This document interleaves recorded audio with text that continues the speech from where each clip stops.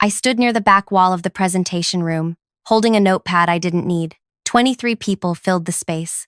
Investors from Grandstone Holdings, senior partners from our firm, and him, Dalton, the VP who'd arrived 6 months ago with a reputation built on deals he'd supposedly closed at his last place. He was talking about overseas operations. Specifically, how the target company's international divisions had hidden weaknesses that most analysts would miss. How the numbers looked healthy on the surface but revealed serious problems once you dug deeper. How restructuring their European and Asian branches before finalizing the acquisition would save millions. Every word coming out of his mouth was mine. Every insight, every number, every solution. The key, he said, tapping the projection behind him, is recognizing that their Brussels branch has been masking losses by shifting inventory between regions. Once you see the pattern, the whole structure falls apart. I'd found that pattern.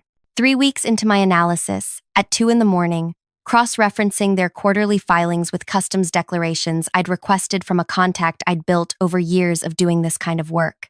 Not glamorous work, background work. The kind nobody notices until it's already changed everything. An investor raised her hand. This level of detail is impressive. How long did this analysis take? Dalton smiled, the kind of smile that made people trust him. About 3 months of intensive research.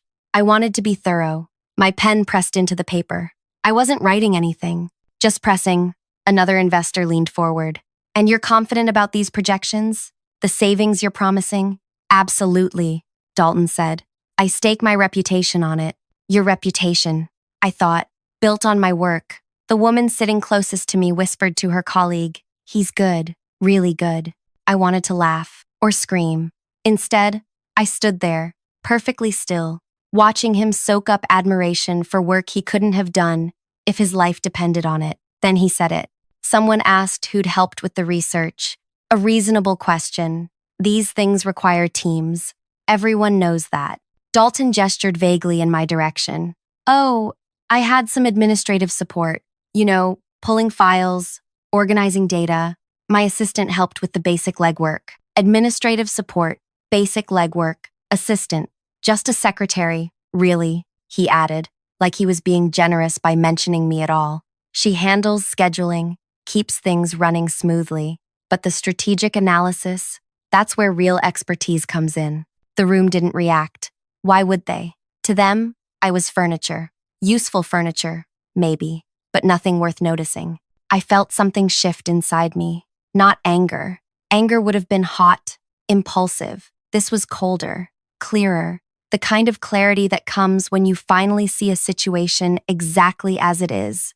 I'd spent 8 years at this firm, 8 years building relationships, learning how deals actually worked, developing instincts that most people with graduate degrees never acquired. I'd started young, right out of college, answering phones and managing calendars for Gregor, the partner who ran mergers and acquisitions back then. Gregor saw something in me early on, maybe because I asked questions, maybe because I actually read the briefings I was supposed to file, maybe because I started spotting inconsistencies in proposals before the analysts did. "You've got a brain for this," he'd told me once, late on a Thursday night when we were preparing for a huge negotiation. Most people see numbers. You see what the numbers are hiding. He'd started pulling me into meetings, not as a participant, but as an observer. Watch their faces when we mention valuation, he'd whisper. See how the CFO just tensed up? That number scares him, which means it's probably accurate. I learned more in those quiet observations than I ever could have in any classroom. How to read people, how to track patterns, how to know when someone was lying about their company's health, how to find the truth buried in hundreds of pages of financial statements. Gregor got promoted 18 months ago, moved to head the entire division. I was happy for him. He deserved it. Then Dalton arrived. "You're going to love working with him," Gregor had said, introducing us. Dalton closed the Beaumont deal at his last firm. Really sharp. Dalton had smiled at me that same trust-building smile. "I'm sure we'll work great together. I believe in strong teams." Strong teams. Right. The first month was fine. Normal. I managed his schedule, handled his calls, prepared briefings for his meetings. Standard work. Then he started asking me questions. Small ones at first. "What do you think of this valuation?" Or, Does this timeline seem realistic to you? I answered honestly, pointed out potential problems, suggested alternatives. It felt good, actually, like maybe he valued my input. By the second month, the questions got bigger. Walk me through how Gregor used to approach these deals. What was his process? I explained. The research methods, the relationship building, the way Gregor always insisted on verifying information through multiple sources before trusting it. Smart, Dalton had said. I knew there was a reason this firm had such a good track record. Month 3, he handed me the Grandstone acquisition. I need deep background on this. Everything you can find. Their operations, their finances, their people. Can you handle that? Can I handle that? I'd been handling that kind of work for years, just never with my name attached to it. Of course, I'd said. I dove in, spent nights rebuilding their financial models from scratch, because the ones they'd provided didn't match their public filings. Found connections between their subsidiaries that explained some unusual transactions. Discovered that their fastest-growing division was actually hemorrhaging money through a complex structure that shifted losses between countries. The Brussels inventory scheme, the Asian branch inflation, the European restructuring opportunity, all of it, every piece. I wrote it up, clearly, thoroughly, handed it to Dalton with a full breakdown of what I'd found and what it meant. This is excellent work, he'd said, barely glancing at it. Really excellent. I'll take it from here. I'd felt proud, useful, like I was contributing to something important. Then came the presentation. Today, right now, with him standing up there claiming everything I'd discovered as his own brilliant strategy. Just a secretary. The meeting wrapped up. Investors shook Dalton's hand, congratulated him. One of them mentioned bringing him in on another deal they were considering. I'd be honored, Dalton said. This is what I do, finding the truth in the numbers. Finding the truth in the numbers. My phrase. I'd said that exact thing to him 6 weeks ago when explaining how I'd uncovered the Brussels scheme. I walked back to my workspace. Not fled, not stormed off, just walked, purposefully, like I had work to do. Because I did have work to do. My name is Iris, and I just decided that being underestimated was about to become the most expensive mistake of Dalton's life. I sat down and opened my personal laptop, the one I used for correspondence that wasn't company business. 2 weeks earlier, I'd received a message through a professional networking site from Keller Briggs, CEO of Grandstone Holdings. The company Dalton was currently charming in the other room. The message had been brief. Someone suggested I reach out to you. Dalton and I worked together years ago. Before we finalize anything, I wanted to get your perspective on him. Off the record, I value honest opinions. I'd responded professionally, carefully, mentioned that I supported merger preparation work, didn't say much else. It wasn't my place to comment on my superior, and I genuinely believed at that point that Dalton and I were working together. Now, sitting at my workspace, while he probably scheduled celebration drinks in the other room, I opened a new message to Keller. Before I continue further, I need to say thank you to everyone who's been listening so far. Your support means everything. It's what keeps these stories going. If you're finding this worth your time, I appreciate you being here. Now, back to the story. I started typing. Mr. Briggs, I hope this message finds you well. I need to bring something important to your attention regarding the analysis presented today. The financial projections you received contain significant inaccuracies. Specifically, the liability calculations for the overseas subsidiaries are incorrect. The Brussels branch isn't just masking losses through inventory shifts. There are additional unreported obligations that weren't included in today's presentation. The risk exposure is substantially higher than what was discussed. I paused. Reread it. This wasn't emotion. This wasn't spite. This was information he needed to know. Information that could save his company from a disastrous acquisition. I continued. I'm attaching my original analysis, the complete version. You'll notice discrepancies between what I found and what was presented today. I believe your legal team should verify these findings independently before any agreements are finalized. The numbers matter, and these numbers are wrong. I attached my files, the real ones, the detailed breakdowns I'd spent 3 months creating, the ones that showed not just problems, but the actual depth of those problems, the ones Dalton had taken and then softened, made prettier, made more appealing to investors who wanted to hear good news. My finger hovered over the send button. This would end the deal. Absolutely end it. $2 billion of negotiations, gone. Dalton's reputation, destroyed. Possibly my job, finished. But here's what I knew that Dalton didn't. I understood the actual numbers, the real situation. And if Grandstone went through with this acquisition based on the fantasy version Dalton had presented, they'd lose far more than $2 billion. They'd lose everything. Keller deserved the truth, even if that truth burned everything else down. I clicked send, closed my laptop, went back to organizing files like nothing had happened, because that's what secretaries do, right? We organize files, handle administrative tasks, keep things running smoothly, while the real experts do the important work. 32 minutes passed.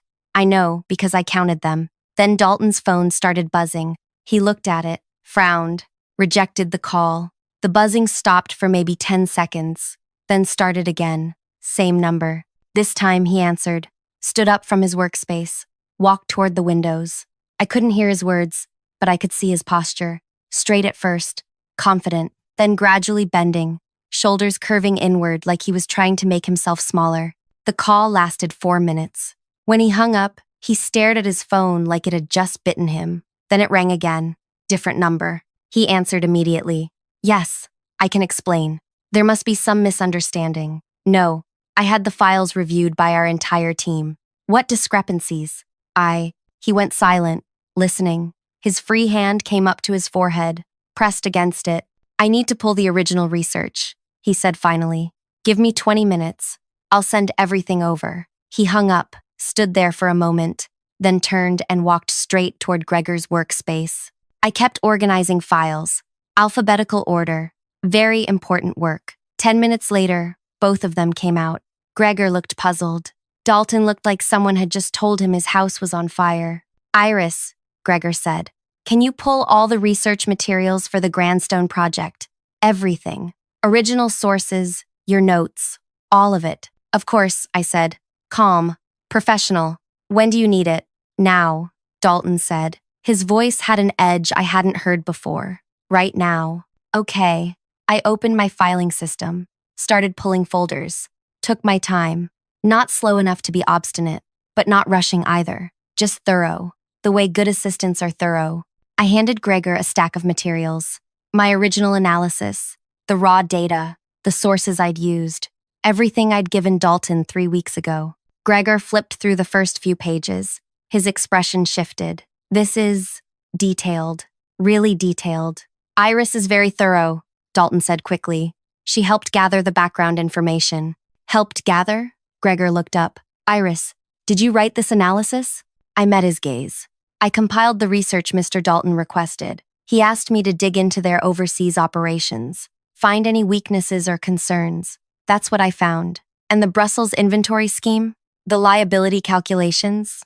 Those came from cross-referencing their quarterly filings with import declarations, I said. Took about a week to spot the pattern. Then another week to verify it through secondary sources. Gregor looked at Dalton. Dalton looked at the floor. Why is Grandstone's legal team saying the numbers don't match what was presented today? Gregor asked. Dalton's jaw tightened. There may have been some adjustments for presentation purposes to make the opportunity clearer to investors. Adjustments, Gregor repeated. The words sat there between them, heavy. The core analysis was solid, Dalton said. I just highlighted the positive aspects. That's standard practice. You know that. Hiding liabilities isn't highlighting positives, Gregor said. That's fraud. The word hung in the air. Dalton's face went pale. That's not what I didn't hide anything. I just presented the most investor-friendly version of the data. The most investor-friendly version, Gregor said slowly, of Iris's analysis. Dalton didn't respond. Gregor turned to me. Did you send your original analysis to anyone outside the firm? This was the moment. The question I'd known was coming. I could lie, probably should lie, but lying wasn't why I'd done this. Mr. Briggs contacted me 2 weeks ago, I said. Asked for my opinion on working with Dalton.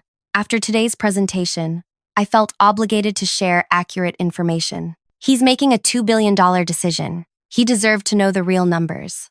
The room went very quiet. Dalton found his voice first. You went behind my back? You undermined this entire deal? I shared accurate research, I said. The research you asked me to do. The research you then changed to make it sound better than it was. You had no authority to contact him directly. You had no authority to present my work as yours.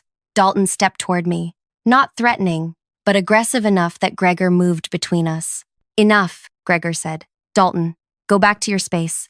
I need to handle this. Handle this? She just destroyed a $2 billion merger. A merger built on falsified projections, Gregor said. Using research she did that you took credit for. Go, now. Dalton left. I could hear him on his phone before he even reached his workspace, voice rising, trying to do damage control with someone.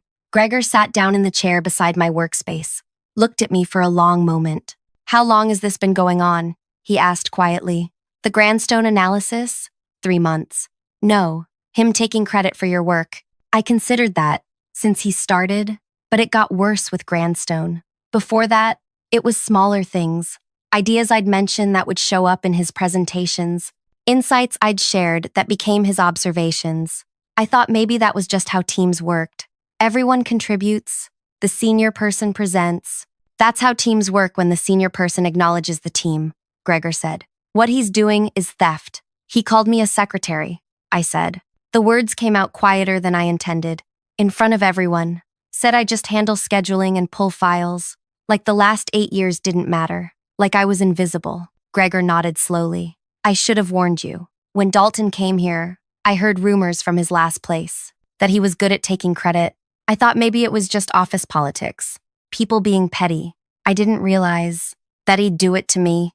That he'd be stupid enough to do it with work this significant, Gregor finished. And careless enough to falsify the data on top of it. His phone buzzed. He glanced at it. Grandstone's board is convening an emergency session. They want to talk to whoever did the original analysis. That would be me, I said. Yes, Gregor said. He stood up. I need to make some calls. Don't go anywhere. I wasn't planning to. Where would I go? I just imploded a $2 billion deal and exposed my superior as a fraud. Not exactly a situation you walk away from. 20 minutes later, Gregor came back. Keller Briggs wants to speak with you. Video call, 5 minutes. My stomach did something complicated. What should I say? The truth, Gregor said simply. That's all you've been saying. Don't stop now. The call connected. Keller Briggs appeared on my laptop screen. He was older than I'd imagined, maybe 60, with gray hair and sharp eyes that suggested he didn't miss much. Iris, he said. Thank you for taking this call. Of course, Mr. Briggs. I've been reading your analysis, the real one. It's impressive work, extraordinarily thorough. Thank you. It's also devastating. If even half of what you found is accurate, this acquisition would have bankrupted my company within 2 years. I didn't know what to say to that, so I said nothing. I need to know, Keller continued, why you sent this to me, after the presentation was already done, after your firm had already committed to this deal. Because the numbers were wrong, I said. The version presented today wasn't accurate. The liabilities are substantially higher than what was discussed. The restructuring costs are nearly double what was projected, and the timeline for profitability is off by at least 18 months, maybe more. And you felt obligated to tell me this. Yes, even though it would end the deal. The deal should end, I said. Based on real information, it's a bad acquisition. You'd be buying problems you can't afford to fix. Keller was quiet for a moment. Your colleague Dalton called me 15 minutes ago, said you were disgruntled, that you'd falsified some of the research to make him look bad. Something cold settled in my chest. I didn't falsify anything. I know. I had my team start verifying your sources while we've been talking. Everything checks out. In fact, you found issues our own analysts missed. He leaned forward slightly. Tell me something. How long have you been doing this kind of analysis? 8 years, but not officially. I assist with research and preparation. You do more than assist, from what I can see. This is senior analyst work, possibly better. I enjoy the work, I said carefully, but not the recognition. Apparently not. Keller smiled. It wasn't a happy smile. Dalton did something similar at his last firm, took credit for a junior analyst's work on a deal. We didn't find out until after he'd left. By then it didn't matter. This time, it matters. He paused. My board is voting to terminate all discussions with your firm. Not because of you, because we can't trust information coming from people who falsify projections and steal credit. But I want you to know something. The work you did, that level of analysis, I need people who can do that. I appreciate that, I said. I'm serious. When this settles, call me. We should talk about what real opportunities look like. The call ended. I sat there, staring at the blank screen, trying to process what had just happened. Gregor appeared in the doorway. Grandstone's pulling out, completely. They're also filing a complaint with the industry board about Dalton's conduct. I know. You just tanked a $2 billion merger, Gregor said. I know, I repeated. Good, he said, because it needed to be tanked. I looked up at him, surprised. I read your full analysis while you were on that call, Gregor continued. The real one. Iris, this deal would have ruined both companies. Grandstone would have collapsed under the debt, and we would have been liable for providing fraudulent projections.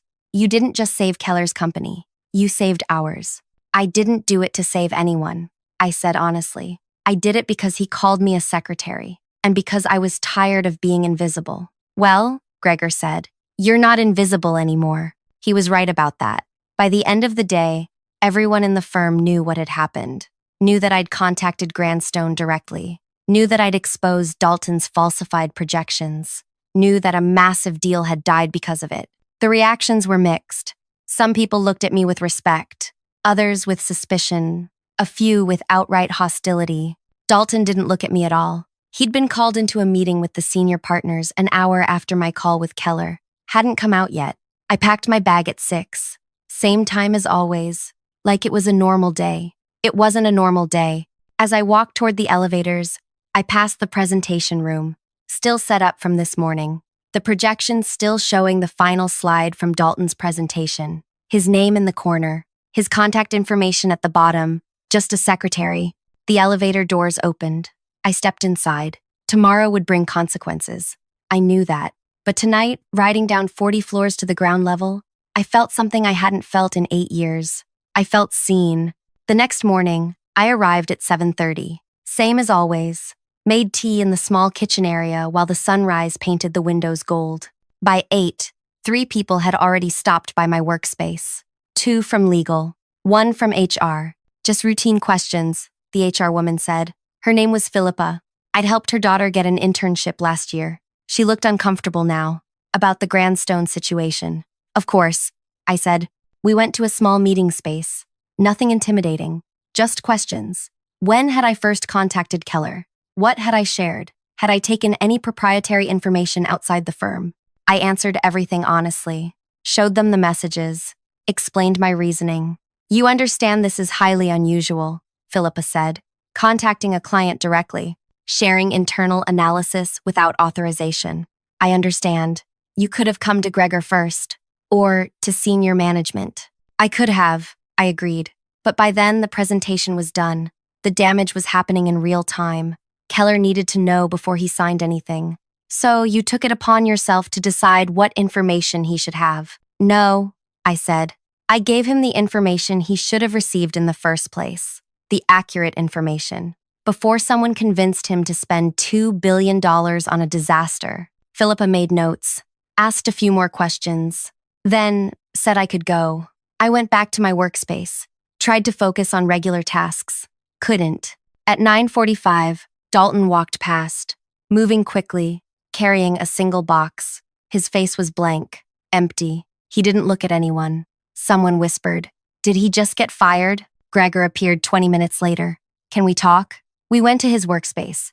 Actual workspace now, not the previous partner suite. He'd turned down the bigger space when they'd promoted him. Said he liked being close to the team. "Dalton's gone," Gregor said without preamble.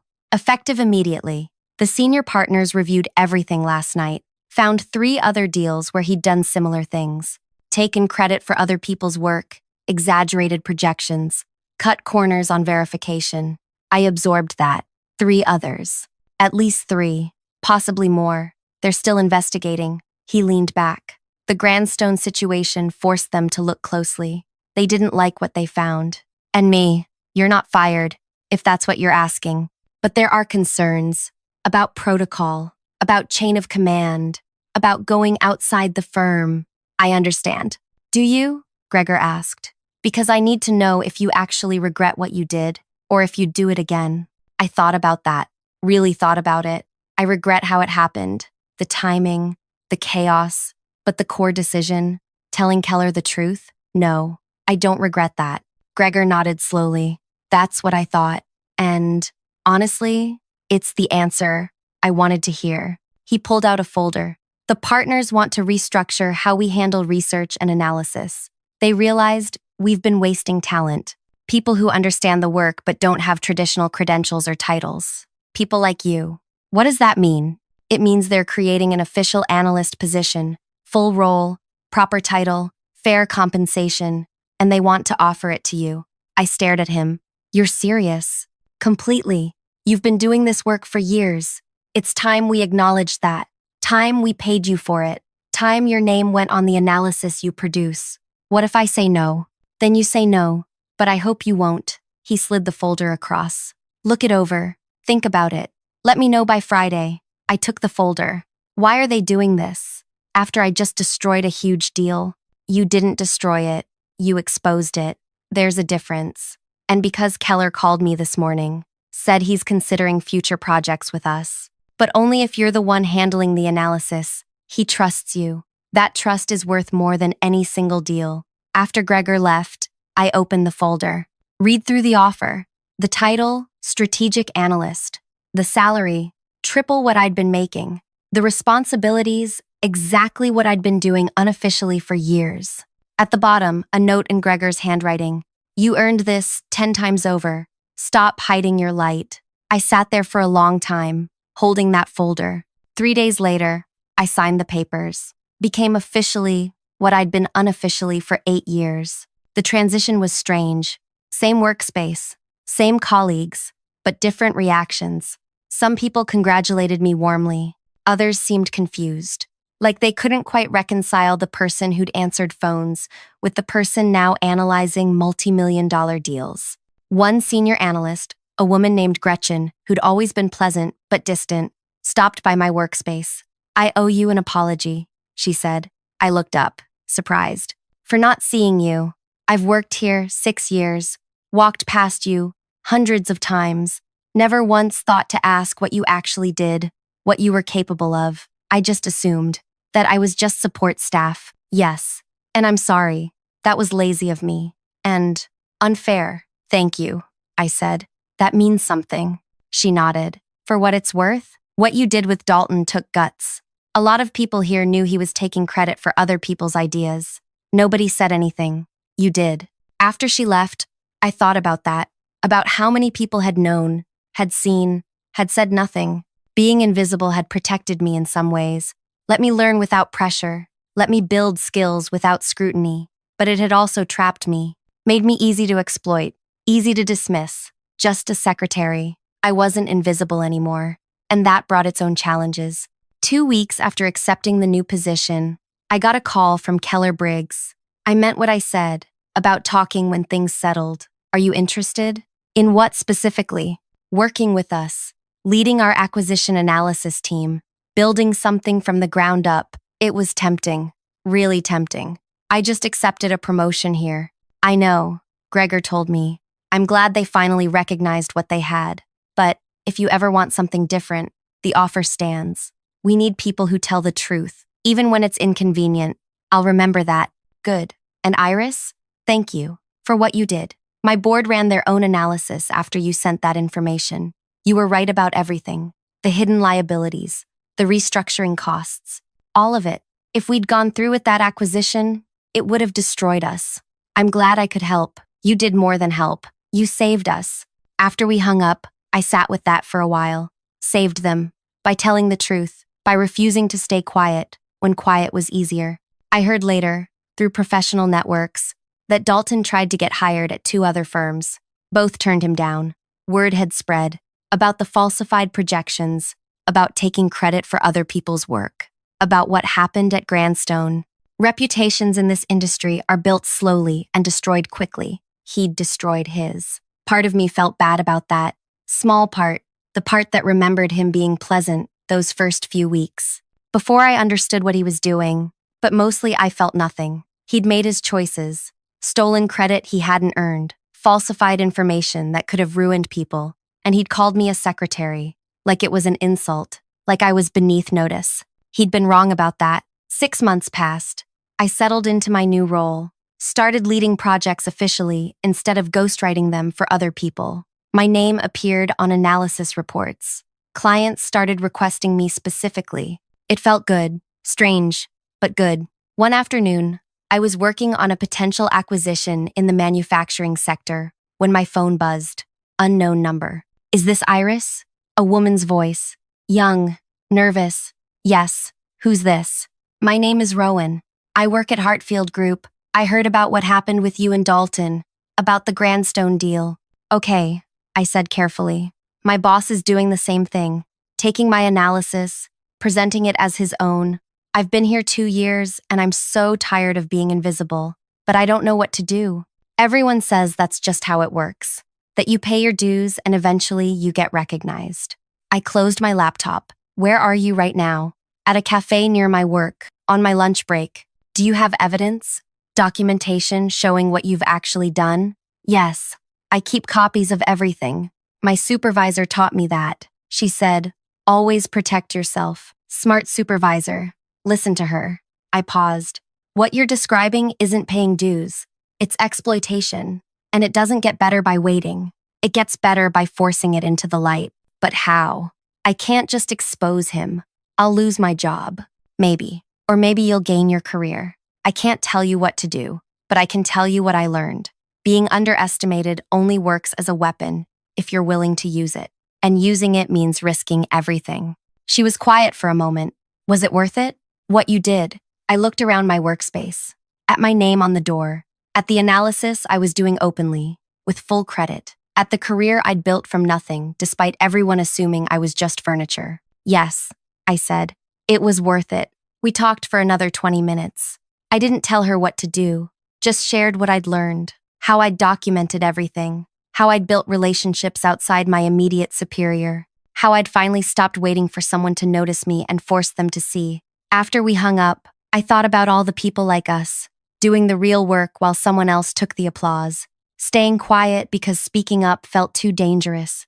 I thought about Dalton, wherever he was now, probably still blaming me for his failures instead of his own choices. And I thought about Keller's offer, still open, still waiting. I wasn't ready to leave yet, still had work to do here, credibility to build, a career to establish on my own terms.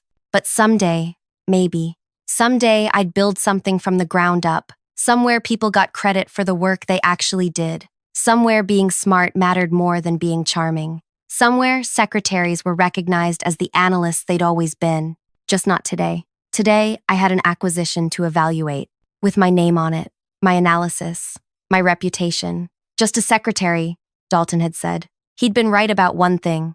I was just a secretary, until I decided I was something more.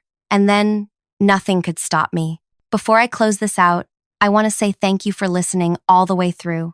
If this story resonated with you, if it made you think about the invisible people doing real work everywhere, do me a favor, hit that like button. Leave a comment telling me where you're from and if you've ever felt overlooked like this. And subscribe, because there are more stories like this one. Stories about people who refused to stay quiet, who fought back smart instead of loud, who won not by playing the game, but by changing the rules entirely. Your support makes these stories possible. Thank you for being here.